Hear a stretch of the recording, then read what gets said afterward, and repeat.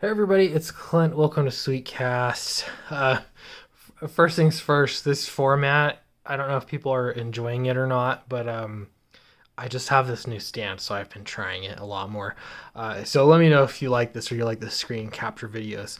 It doesn't matter though. Ultimately, I'm still going to do a mix of both, but getting the ratio figured out is a good idea. Anyway, so I actually want to just talk about printing. Um, it's insane because in the video you saw yesterday, I had announced that everything was going great with Downcast, and everything's ordered, and we're going to start fulfilling in 2 weeks. And then I heard back from the printer that there was both some confusion, but also some personal issues with people working at the printer, personal tragedies, I'll say, that really put a monkey wrench in the whole process.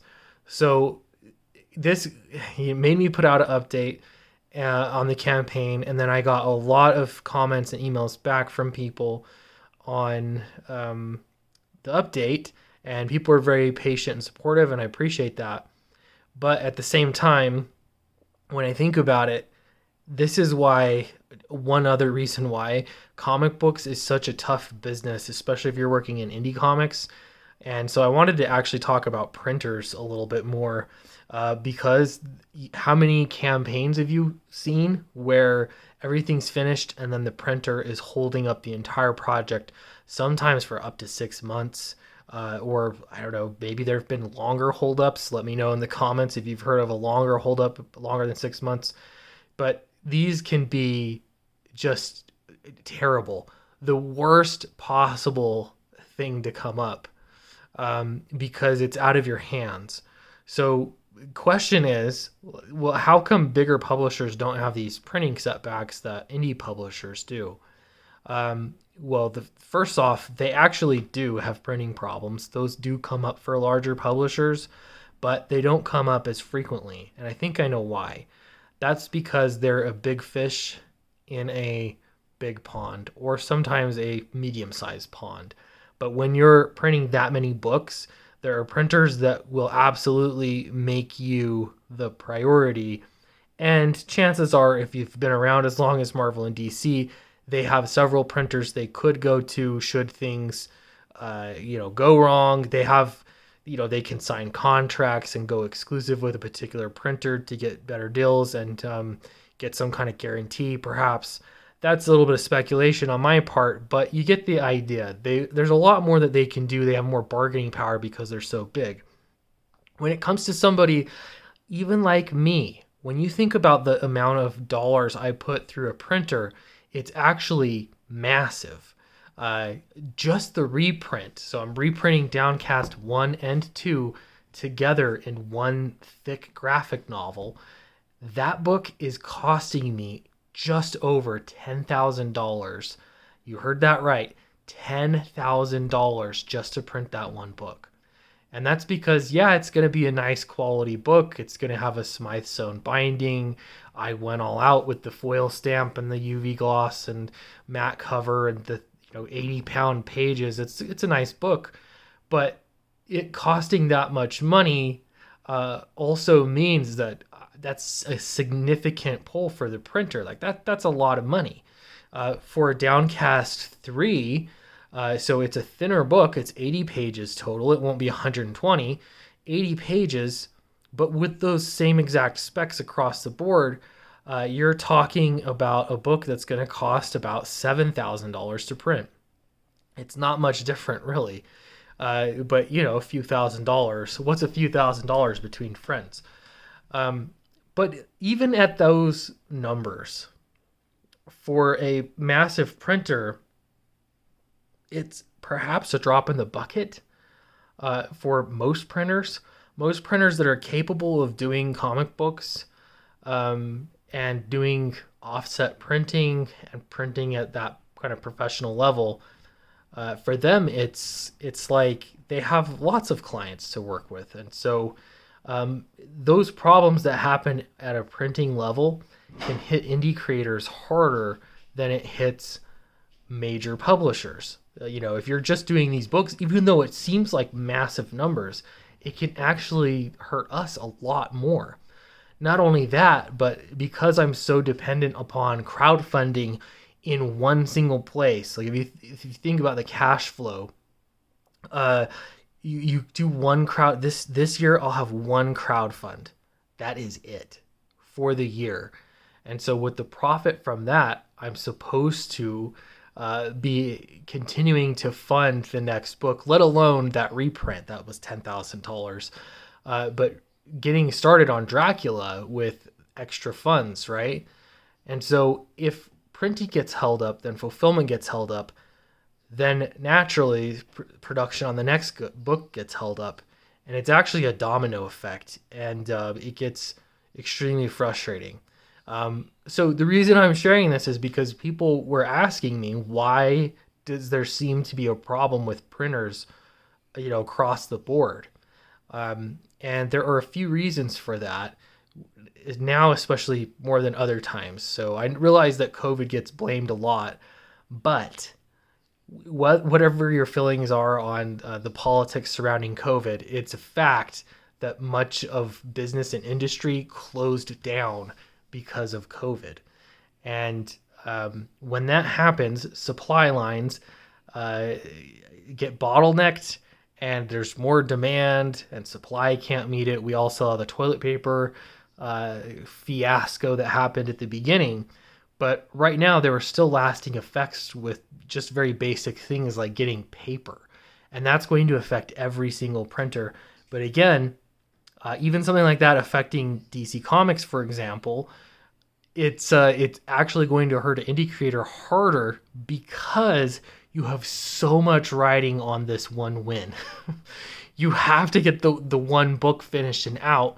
And if you don't, there aren't other things happening. So much is focused and resting upon the one book being printed. So it gets to be very, very difficult, very frustrating.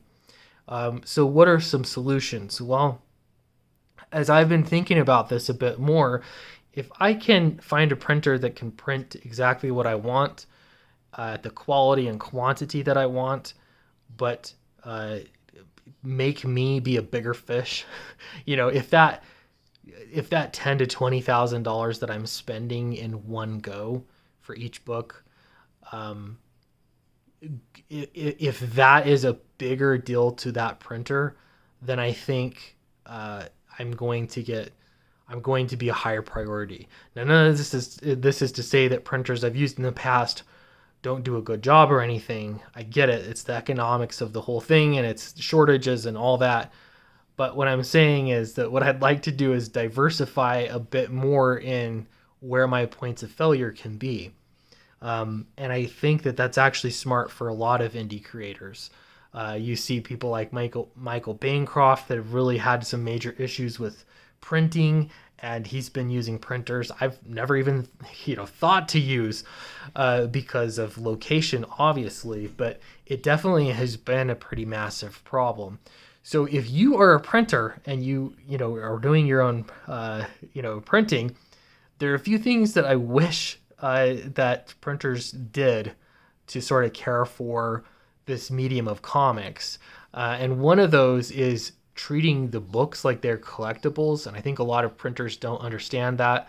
The printer I have used and been working with do a great job with that. And there's very minimal damage on books that get shipped because they treat them with respect. They treat them like collector's items, not like how Amazon treats most books, which is just throwing them in an envelope and shipping it to you in a lump.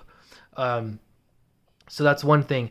Another thing is understanding variant covers. That's a pretty comic specific thing that can, it can be a pretty important thing. So if you have a printer, if you can understand variant covers and price them appropriately, that can be a big deal and a great way to make people come back to over and over again.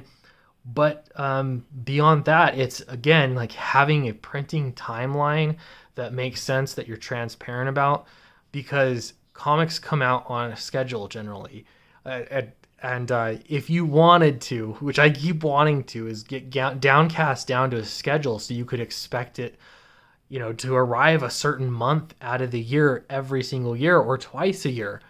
But when you have a point of failure that is a printer, it makes it impossible to do that unless you're printing the books so far ahead of time that then it becomes a big financial burden to front that printing cost so far in advance. So I don't know. It's a lot of food for thought. I don't really have some super great solutions right now, as I've heard a lot of people have had printing issues. But I do hope that comics can find homes at various printers, that they are important. They're at least treated like they're a big fish in whatever pond they're in. And, again, their money is just as green as anybody else's money. You can get the product in a timely manner. So for my solution for Downcast 3, I talked with the printer. They're going to pull some strings to try and get the book out sooner. They were now estimating mid-November, which that's bad.